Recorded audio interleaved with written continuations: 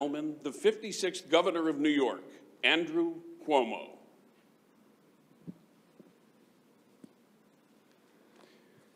Well, good morning to all. Please welcome Lieutenant Governor Kathy Hochul, who is here with us today, and Controller Thomas DiNapoli, Attorney General Tish James, Senate Leader Andrea Stewart-Cousins, Speaker Carl Heastie, Senate Minority Leader Robert Orton, Assembly Minority Leader William Barkley, who are all joining us electronically in this special year. Happy New Year to all. I believe it is with near universal relief that 2020 has come to an end, and I say amen.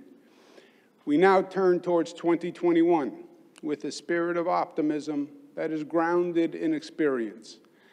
Today I address you from the magnificent War Room in the state capitol. The War Room is fitting because we are at war. A war that began early last year when we were ambushed by the COVID virus, and a war that continues today. The artwork in this room reminds us that we have been at war before. It memorializes epic battles, the Revolution, the Civil War, World War I. It honors the unknown soldier, also reminding us today of our lost frontline heroes. And as our forebears before us, we will win this war, and we will be the stronger for it. Today, I'm called on to answer what is in most years a straightforward question, but at this time is anything but. What is the state of our state? Well, in some ways, it is like the state of the nation, and indeed the state of the world. We are hurt, we are frustrated, we are in mourning, we are anxious. We are shocked that an invisible enemy could wreak such death and destruction, especially in this, the wealthiest and most powerful nation on earth. And it was not only the virus itself that showed our vulnerabilities. It's that COVID created low tide in America, and the ugliness that lurked below the surface was exposed and became visible for all to see. The racial divisions, the religious tensions, the government incompetence, the healthcare disparities, the social injustice, and the danger of hateful leadership. New York is, of course, not immune to those currents. In New York, we experience all of it, but in other ways, New York's state of the state is different because New York is different. Our DNA is different. Our character is different. What COVID did to us is different, and how we responded to COVID is different. We have a confidence born from accomplishment. We know what we must do, and we will do it. We will win the COVID war, and we will learn and grow from the experience. We are smart, united, disciplined, and loving. We are, as we say, New York tough.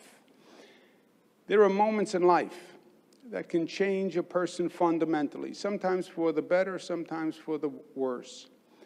Likewise, there are episodes in history that transform society, and COVID is one of those moments. New York sees the moment for the crisis it is, but also the opportunity it presents. We understand the international trauma and disruption that COVID is causing. It has affected every aspect of society around the globe and generated new fundamental dynamics. Even this presentation today is different.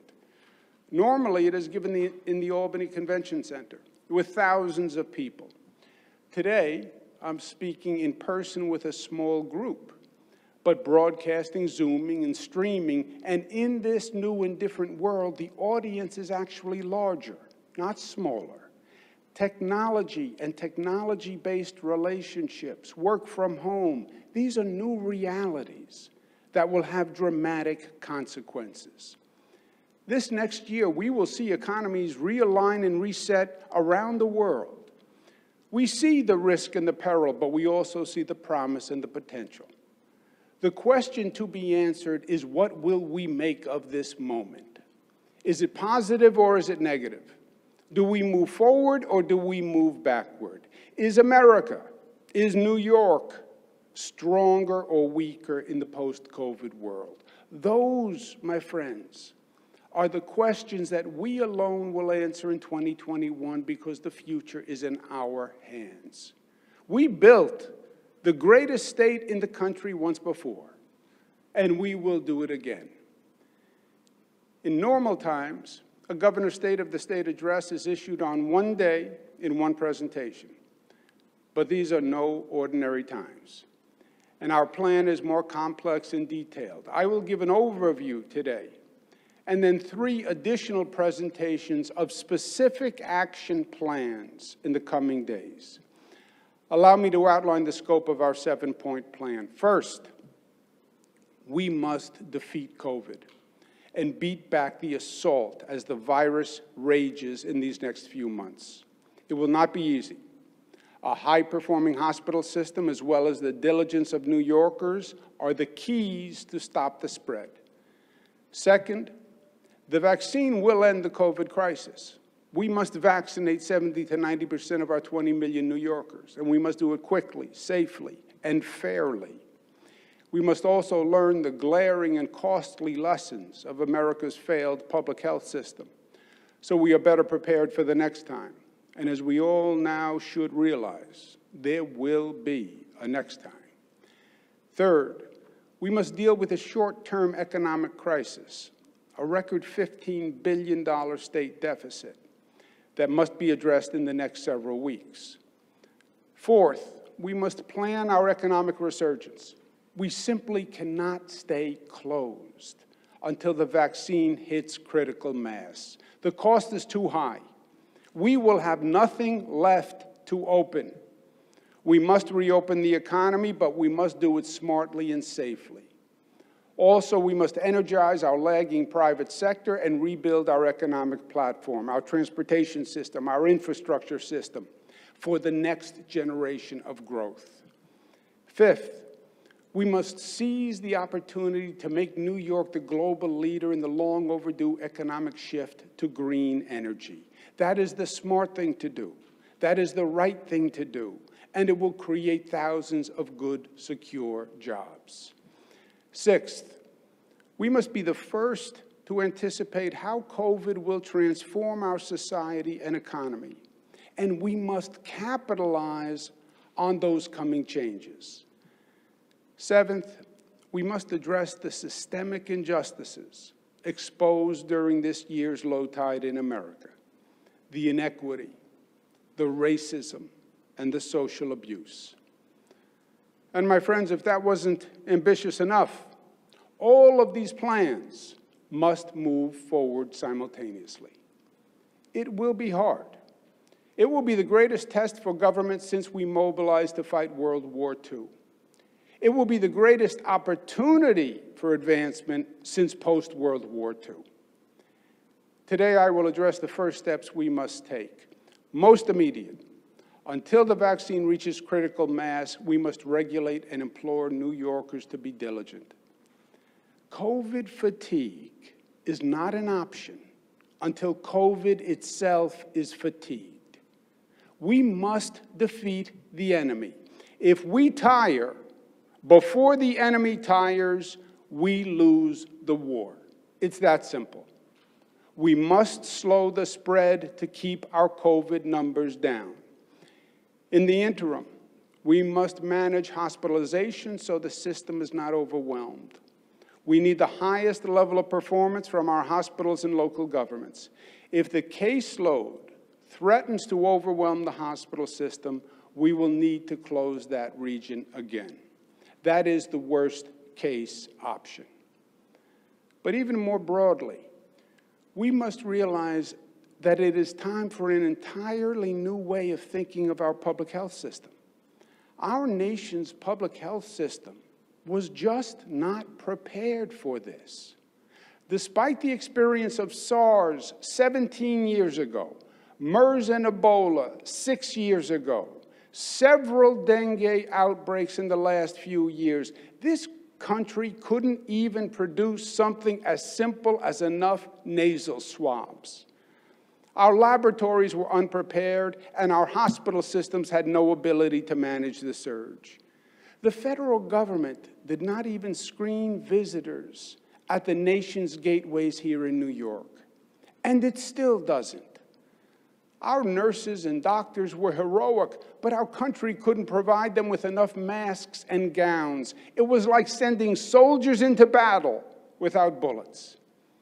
We have had 100 years of medical breakthroughs since the last pandemic in 1918, yet we were decimated by this virus. That can never happen again. COVID revealed a grave vulnerability in our medical supply chain. Too many essential products are made in China. We must have the capacity in the United States and even here in New York. We are already acting to solve the problem. We awarded more than $20 million to 36 New York businesses to make medical equipment here at home. Going forward, I propose the state pass the Medical Supplies Act to incentivize New York companies to manufacture medical supplies. And New York will then purchase from that supply first. This nation cannot be caught flat-footed again. COVID showed us the limits of our health system, but it also fostered innovations. Telemedicine was invaluable in keeping people remote while providing care. Public access was uneven and inequitable. At the recommendation of the Reimagine New York Commission, I am introducing the most comprehensive telehealth bill in the nation to ensure accessibility to all New Yorkers. Most pressing for the immediate future, we must vaccinate all New Yorkers. It is a massive undertaking and much greater than anything this nation has done to date. We are expanding today our distribution system to include thousands of outlets. But the federal vaccine supply must increase.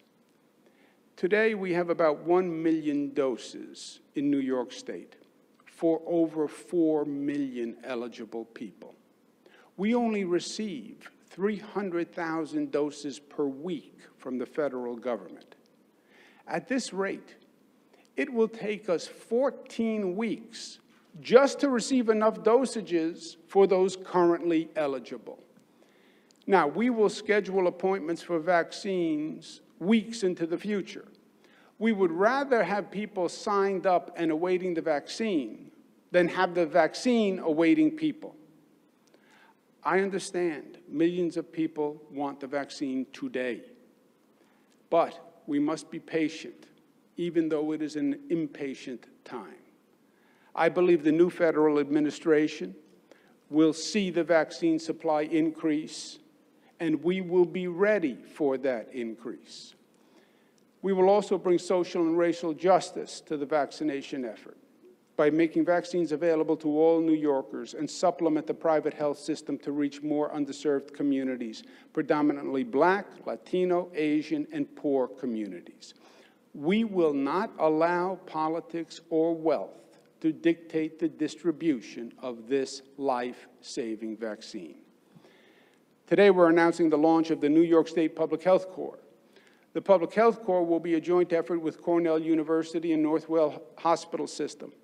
We will hire 1,000 Health Corps fellows who agree to serve for 1 year. They'll be trained to facilitate a statewide coordinated vaccination operation and do it safely and quickly in every part of the state. The Public Health Corps will also help New York learn from this experience and establish a best-in-the-nation emergency response capacity that lasts beyond COVID, so we are better prepared for future crises.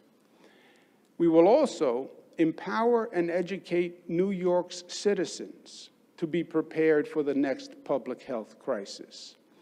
Too many New Yorkers felt anxious because they were uninformed and untrained to handle this new emergency.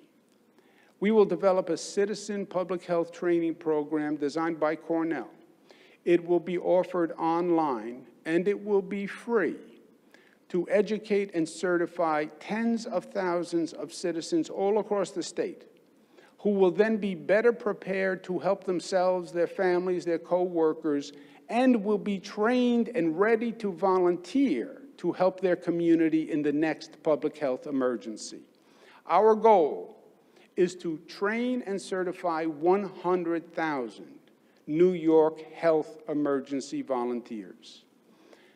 Rapid testing not only saves lives, but it is a key to our economic reopening plan.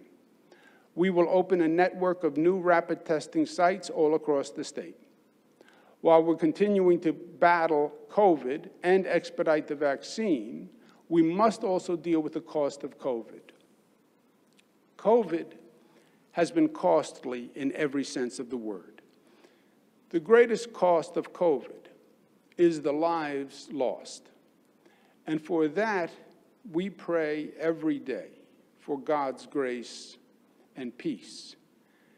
Businesses have been lost. Lifetime savings have been exhausted. Personal debt has mounted. And our state government faces a $15 billion deficit, the largest in history. While this fiscal crisis is larger than ever, the dynamics are not new. In the 1970s, New York City was on the verge of bankruptcy, a bankruptcy that threatened the whole state, and in fact, the whole nation. At that time, Washington famously told us to, quote, unquote, drop dead. Well, in recent years, Washington not only told us to drop dead, they dug a grave and they tried to push us in. But their efforts failed. New Yorkers would not give up. Fortunately, this nation rejected Washington's hyper-partisan politics, and today is a new day in America after a long, dark night. And the new federal government has no credible argument against the fact that New York's damage from COVID is clearly, legally, and ethically Washington's liability.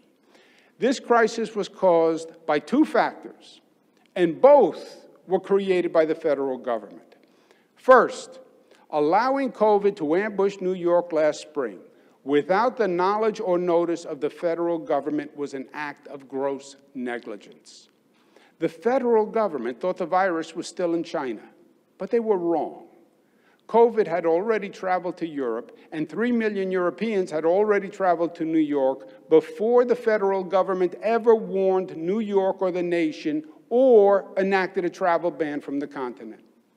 New York, unlike any other state, had no notice and no time to prepare for the attack. As soon as we found out, the COVID enemy was already amongst us and had been coming for months. We just saw the same federal negligence reenacted when it failed to test travelers from the UK, where a new strain of the COVID virus had been detected. The United States did nothing, even though 120 other countries had already acted. New Yorkers were called on to flatten the curve created by federal failure. New Yorkers cannot now be asked to pay the financial bill for federal incompetence. New Yorkers already paid too high a cost. Second, the federal government has failed to realize that this is a national crisis. This is not a state crisis. They delegated responsibility for COVID to the governors and then failed to provide the resources. Washington, as they say, passed the buck without passing the bucks.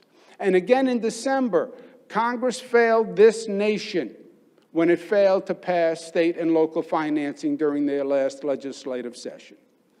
This is a national challenge. It is a war. And like every war before, it must be financed by Washington. If the federal government needs revenue, it should raise income taxes on the wealthy to finance the state's resurgence from this national devastation. That is basic economic justice and economic prudence. Look what has happened. In America, the rich have gotten richer, the poor have gotten poorer, and the middle class has gotten smaller. Washington should not force any state to bear the cost alone, especially New York State. Washington has savaged us for 4 years. No state in the nation pays more to Washington and receives less in return. As the late Senator Daniel Patrick Moynihan pointed out, this has been true for decades. and it has never been remedied. In fact, it has gotten worse. Over the past 4 years, Washington took even more funding from New Yorkers as a sheer exercise of political extortion. Today, New York subsidizes 42 other states. On top of that, the new federal SALT provision has cost New York $30 billion more over 3 years. It increased property taxes on hardworking New Yorkers $2,600 per year. Look at the gross injustice. Washington raised our taxes to benefit other states, and those states then appealed to our residents to relocate to their lower tax states. The infuriating irony is that New York subsidizes those states' lower rates. But Washington didn't stop there. The abuse was unrelenting. Our Medicaid reimbursement rate is the lowest in the United States. They starved our infrastructure funding, and they illegally impeded our global travel. So you ask me today, what is our state of the state? New York is suffering. And New Yorkers are tired of being abused and demand that Washington stops causing damage and starts resolving the damage they caused. We expect SALT to be removed from our wounds fully and quickly. And we expect to be compensated for our economic loss. We expect basic fairness from Washington. Finally, with our new president, a new Senate, and the House members, I believe they will do justice. If Washington does tell New York to effectively drop dead once again, I would be shocked. But New York will fight back. We will do what we did in the 70s. We came together, we organized, we sacrificed, and we averted financial ruin. But make no mistake, my friends, it would be very painful. To close our $15 billion budget gap on our own would require extraordinary and negative measures. Imagine this. If we raise taxes to the highest income tax rate in the nation on all income over $1 million, billionaires, multimillionaires, millionaires, any income over $1 million, we would only raise $1.5 billion. If we postponed our important tax cut for our struggling middle class, we would save $500 million. If we froze labor contracts on our hardworking public employees, we would save $1 billion. If we cut education funding for our children 20%, we would save $5.2 billion. Even after all of that pain, we would still need billions in cuts to health care in the middle of a pandemic. And we would need to borrow billions at the cost of future generations. It would be devastating to all New Yorkers. After 4 years of Washington's assault on New York, their inaction would compound their crime. Our federal representatives must deliver fairness for New York. And they must do it quickly, because our budget is due April 1. Now, New York will do its part. We will legalize adult-use recreational cannabis, joining 15 other states who've already done so. This will raise revenue and will end the overcriminalization of this product that has left so many communities of color over-policed and over-incarcerated. We propose state-sponsored mobile sports betting to raise additional funding. We are a fiscally responsible state. We only ask for an equitable partnership from Washington. Those, my friends, are the immediate issues for our focus: crushing COVID and the short-term economic consequences for our state. But that's just the beginning for us. As this room reminds us, after the war is when the reconstruction begins. And in the reconstruction is when progress is truly made. We must plan and start our post-COVID war reconstruction now to seize the advantage. And I will be outlining initiatives to do just that over the coming days. The truth is, we cannot stay closed until everyone is vaccinated. The economic, psychological, emotional cost would be incredible. We must begin increasing economic activity and using science to do it, making COVID testing and vaccinations available so that we can reopen restaurants and art spaces and theaters and commercial businesses. We just tested the concept with the Buffalo Bills playoff game, and early indications are that it was a great success. We must also aggressively plan for the post-COVID economic opportunities. How do we adjust to the new world dynamics? Our Reimagine Commission has been identifying those opportunities in telemedicine, broadband, and workforce retraining. We also need to jumpstart the economy now. We will commence the most aggressive construction and transportation development program in the United States of America. New air, road, and rail systems, upstate and downstate, more affordable housing, and more economic development to create jobs, jobs, and more jobs. FDR, a great governor of the state of New York and president, set the precedent. And New York State knows how to get things done. And New York State knows how to build. We've proved it over and over and over again, and now is the time to do it. We will also expand the infrastructure of tomorrow. The infrastructure of tomorrow is our broadband system. Today, broadband discriminates by race and income. We have invested $500 million to successfully expand broadband access, and 98% of the state now has access to broadband. But New York will also lead the nation now in making broadband affordable, because accessibility is not enough if it's not affordable. And because without affordable broadband, people are not just disconnected, they are disenfranchised. Broadband must be available to everyone, everywhere. And in New York, we will make sure it is. We will then launch the most aggressive green economy program in the country. COVID is the existing threat, but climate change is the existential threat. New York will be the green energy capital of the world. We will not only construct renewable projects, we will develop manufacturing capacity, research and development expertise, and state-of-the-art worker retraining, all here in New York, and we will do it this year. We will then set our sights to repair our social infrastructure.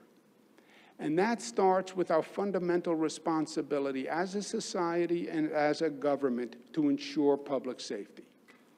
Last year exposed the tensions between the community and the police more starkly than ever before. This is a national crisis.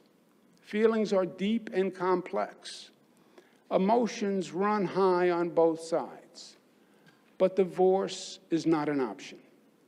We all need an effective public safety function. It's not just a question of criminal justice, but also social, economic, and racial justice. We have a scourge of gun violence. The victims of crime are predominantly poor, Black, and Latino. In New York City, in the last 6 months of 2020, there were over 1,200 shootings, double from 2019. Of those shootings, 94% involved Black or Latino victims, and well under half have been solved. There can be no economic revival without effective public safety. This is especially true for our cities. If the attractions of a city are reduced and crime is increased, urban decline is inevitable. That point has been made over and over again through the economic cycles in our cities, and we will not allow it to happen again. Public safety, like so many other functions, must adapt to the times. There are many new questions to answer. Does every 911 call require an armed police officer to respond? What role should mental health and domestic violence professionals play in public safety? What is the transparency and disciplinary policy? What is the use of force policy? But some elements are absolute. Mutual respect is absolute. Individual rights are absolute. Rejecting brutality is absolute. Allowing police to do their job and do it safely is absolute. But for most issues, there is no top-down solution, one-size-fits-all approach.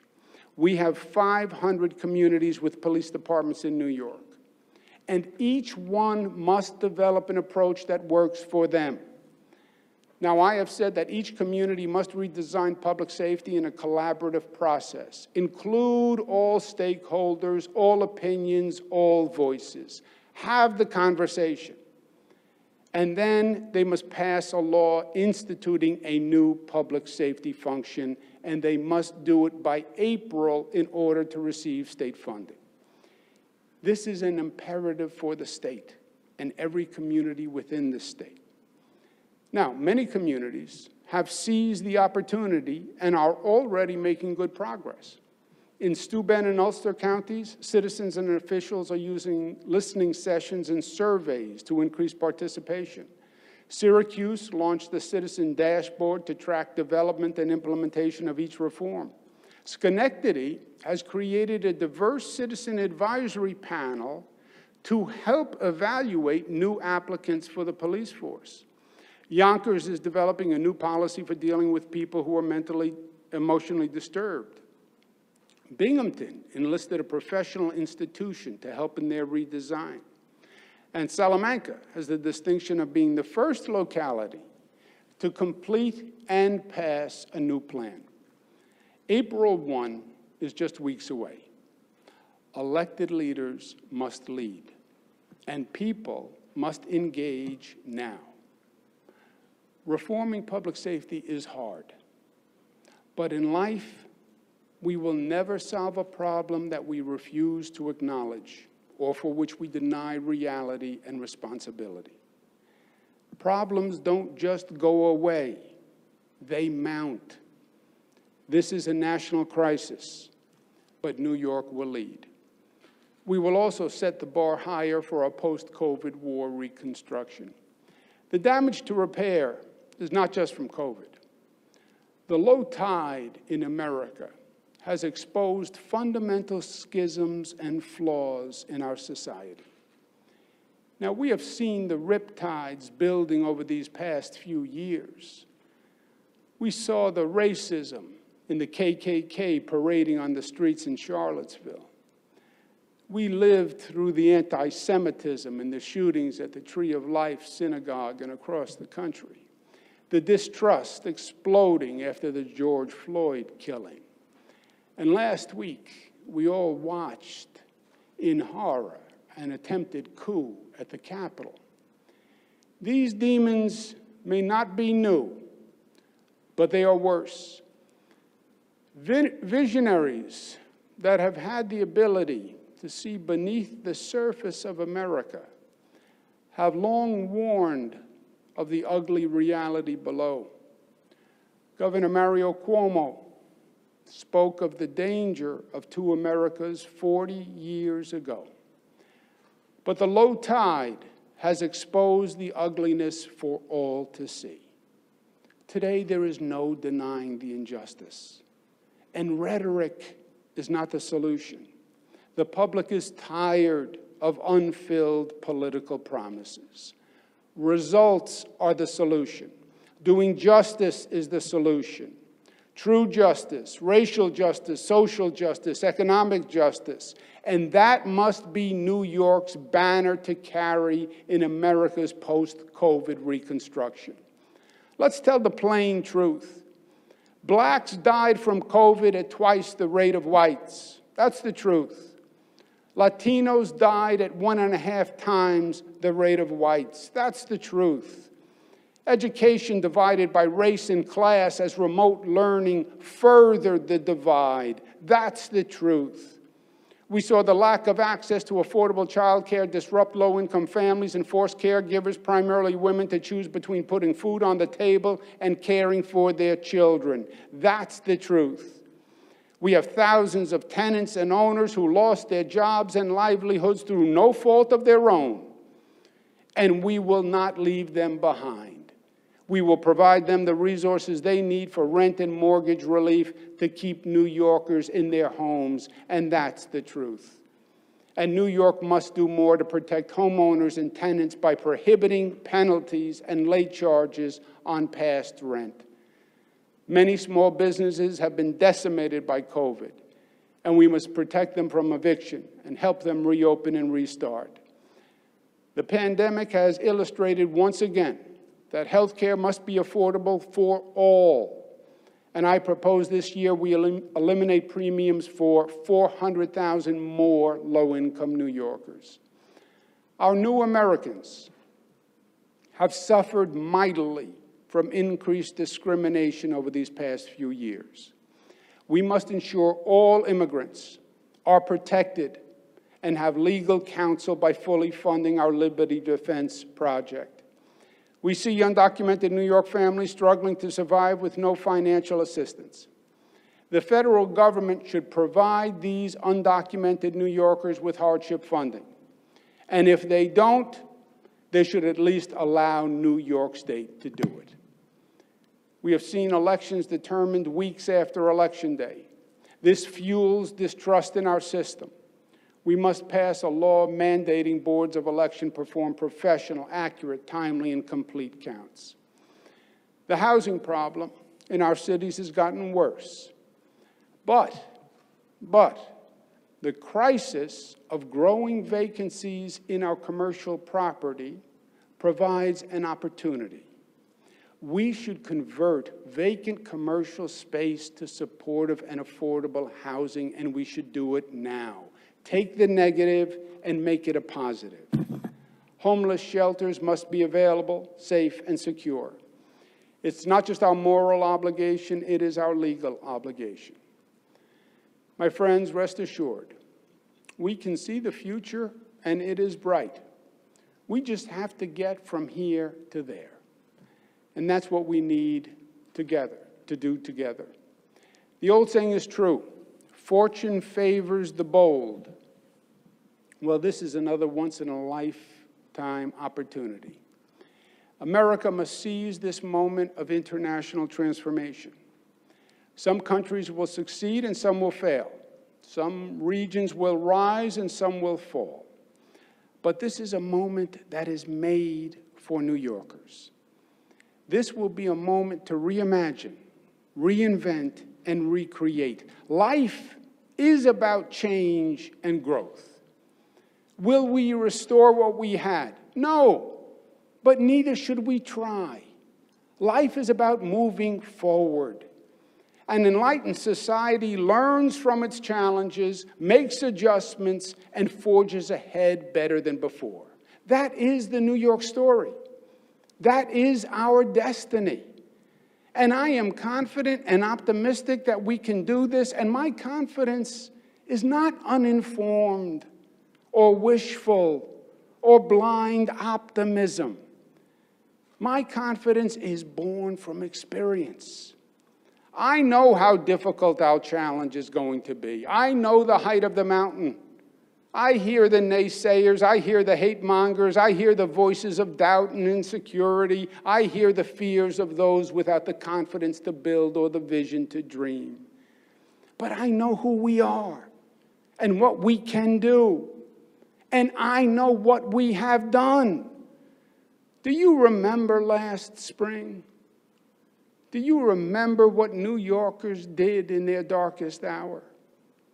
I hope so, because I will never forget it.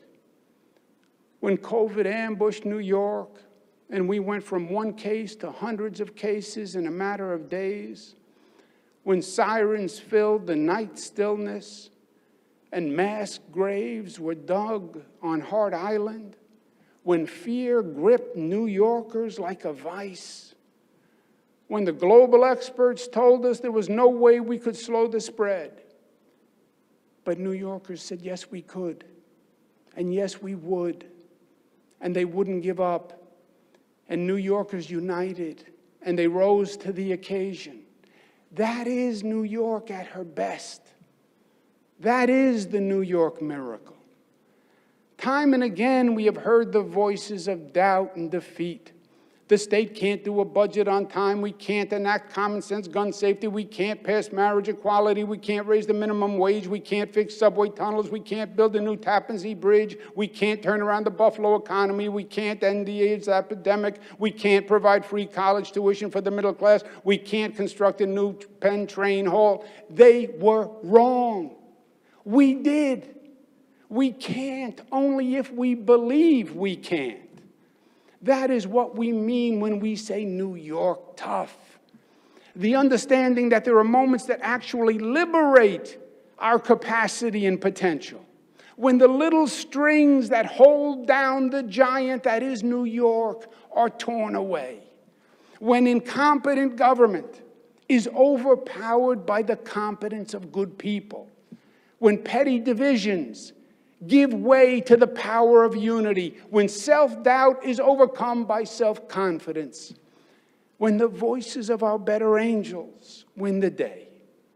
We have seen this over the past year, that ordinary New Yorkers, nurses, doctors, truck drivers, train operators, teachers, construction workers, food clerks, are not ordinary in any way, but rather extraordinary in every way. Over the last year, when forces were trying to convince this country that the strongest four-letter word is hate, New York showed that the strongest four-letter word is love, and that love wins every time. There is an indomitable power in our New York credo. The strength of one people, black, white, brown, Asian, upstate, downstate, straight, and gay, all pulling in one direction. It is unbeatable, undeniable, and undebatable. We say it in our state seal in just three simple, beautiful words, e pluribus unum, out of many one. And we know the direction we are all headed. We are all headed up. It is our state motto, Excelsior, ever upwards. New York State is the state of aspiration and excellence. That is New York's legacy. That's what made us the progressive capital of the nation. We have done this throughout history. We did it last year when times were tough, and we will do it again this year, and New York will lead the way. Thank you, and God bless you.